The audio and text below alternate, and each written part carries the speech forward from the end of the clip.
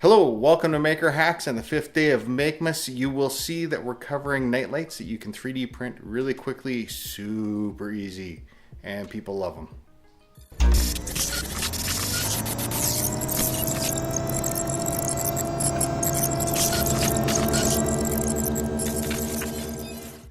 This one's pretty simple. You pick out a photo, you go to the Lithophane maker, and you make one. Once you have your photo picked out, what you want to do is come to lithophanemaker.com. The guy that made this, wow, this is seriously cool stuff. So what you want to do is scroll down to Night Light Lithophane Maker. Click on that. Choose the file that you have.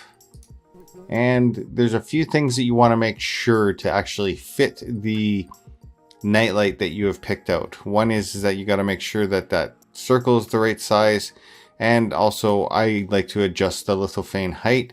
The reason why is that a lot of these LEDs are not necessarily all that bright, and because they're not that bright, they can't illuminate a large lithophane. So what I have done in the past is a lot of these stay about the same, but the slot diameter I generally find is a better fit if I go to 18. The adapter thickness, I've found that this is usually a little too thick. It'll work, but it's kind of sketchy sometimes. 120 for the arc angle is fine. Center of curvature shift. Now, what we're going to do is we're going to change that one to 10. Now, the slot is fairly close to the face, and I don't want that. I want it to be further away. So we're going to do that. So it's further away. And the reason why I want it further away is that we're going to use the ping pong ball as a diffuser on the LED, so you don't have a really harsh point light. Lithophane height, I have found that 60 works well for me, and also makes it so that the print is generally between an hour and 15 to 2 hours long, depending on how it is. Put in your email address. In this case, I'm just going to use a fake one. You'll notice that you're still going to be able to download everything that you need. So let's just go through this one last time, make sure that we have everything right. We've chosen the file resolution. A lot of these defaults are fine. Minimum thickness, that's fine. Generally you want this to be a multiple of whatever the diameter of your 3D printer nozzle is. In my case it's 0.35. 0.6 is fine. We could change that to 0.7 just to make sure that we always have two layers always going through. Frame width, I generally like to take whatever the number is and take that down to 2 millimeters. Slot diameter 18, adapter thickness, that's fine, arc angle, and the height, and this is create the STL. And what will happen is that you get a download. Let's open that one up, and we're going to take this and drag it back into downloads. So now that we have the 3D model there, and then what we're going to do is we're going to open up Simplify 3D, whatever printer software you have, the slicer, this is what you're going to open up. I just happen to use the older version of Simplify 3D and like it. The new version of Simplify 3D, I don't like it, but that's not part of this. So let's just take a quick look. And what this is a picture of is a monkey at a photo studio my grandfather took. Oh geez, I'm thinking in 1930s, 1940s and developed. So it's pretty cool.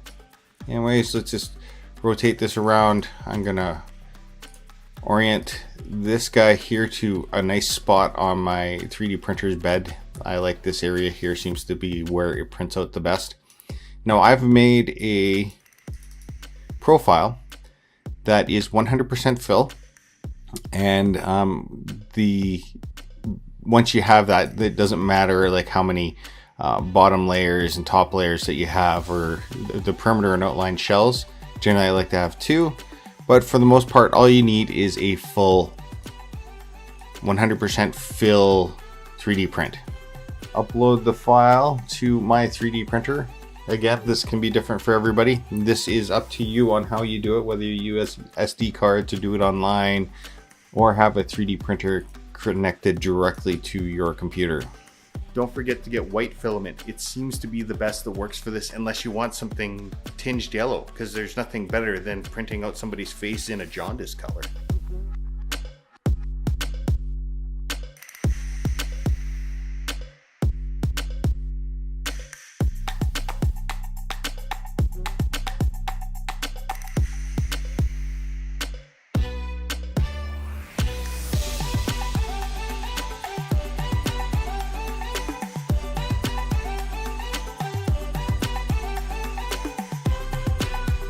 you're gonna see that the light is pretty harsh on its own.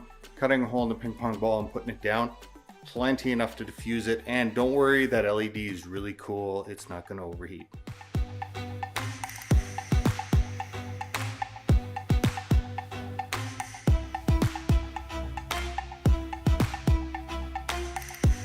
If you like what you've been seeing here, make sure that you hit subscribe and also hit like on this video. It is much appreciated. And don't forget that we're always open to comments and questions right down below.